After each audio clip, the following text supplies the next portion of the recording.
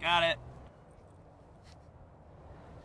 And again, we'll hear the depth charge sound indicating that our information has been received by ArcPad. And we'll see that our numbers have been filled in. And since we know that our target height remains or stays in ArcPad, we can just go ahead and hit OK and quickly take the fourth point. All right, spot number 4.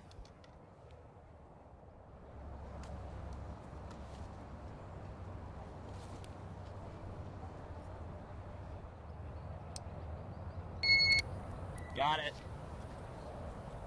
And once again, we'll hear our depth charge sound in ArcPad, indicating that it's received the information. You can just verify that everything's correct, and then we'll hit OK. And now, since that's the last vertex we're going to take on this polygon, as in lesson 5, we can just hit the arrow at the bottom of the screen to indicate that we're done with that and we're ready to enter attribute information about it. Now, since this is our second mass planting, we're going to enter an ID of 2. And the type of planting, since these are all daylilies, it's another homogeneous mass planting, so we'll just enter one of those. If we had a mass planting that had 2 or more species in it, we want to remember to collect a center point for each one of those species. Since we only have one, we'll only do one center point when we finish with this polygon. The size of the planting is less than 20 individuals in this, so we'll leave it as small again. We can enter the section name. We're still in the East Asian section, and East Asian collection of plants. Enter our survey date. And our username is myself. Go on to page 2. Make sure there's nothing else to enter. We have no comments, so we're all set. So we can go ahead and hit OK. And now our polygon's been created and we're ready to do a center point. So now we'll have Mary move to the center of the polygon and put the reflector in the middle. And then we can change some options here to make sure that we're ready for that. So the first thing we're going to want to do is go to our offset menu and kind of reverse the order of turning things on. In the offset menu, we're going to turn off radial traverse. And then we're going to go to the edit menu and turn off mass planting. We'll go to the edit menu one more time, turn on plant center. And now we're going to be doing an offset of a point instead of a radial traverse. So we go to the offset menu and turn on offset point. And that'll be highlighted at the top of the screen.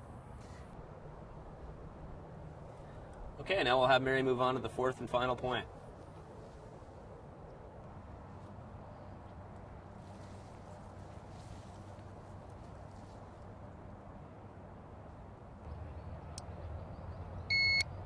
Got it. ArcPad will indicate that it's received the information from the laser again with the depth charge sound, and we can verify that everything's in the same spot, or all the measurements are correct. Our reference point won't need to be changed because it's still active or still stored in ArcPad from our last measurements.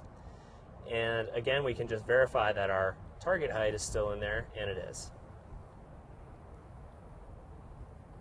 So if we're confident that everything looks correct, we hit OK. And you may get this information if you use Trimble's GPS Correct software.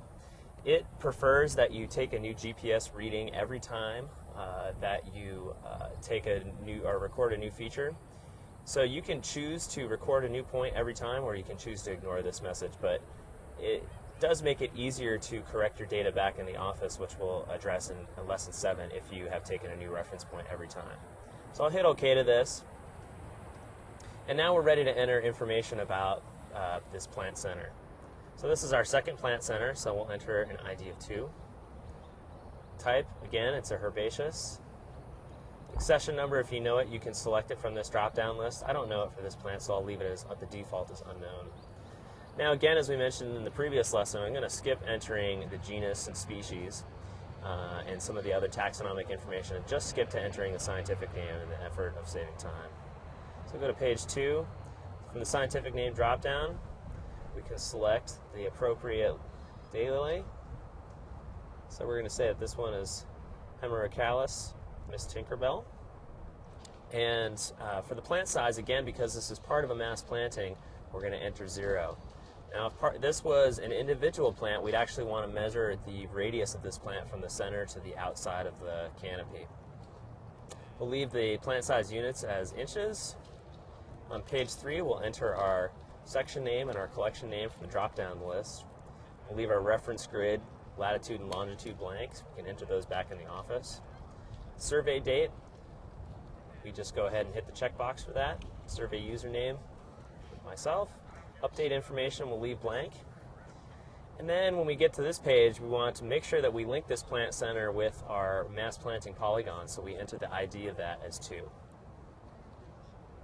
And then enter any comments if you wish. Once we're done with all the attribute information, we go ahead and hit OK. And it goes ahead and completes that polygon with the plant center point in it for us.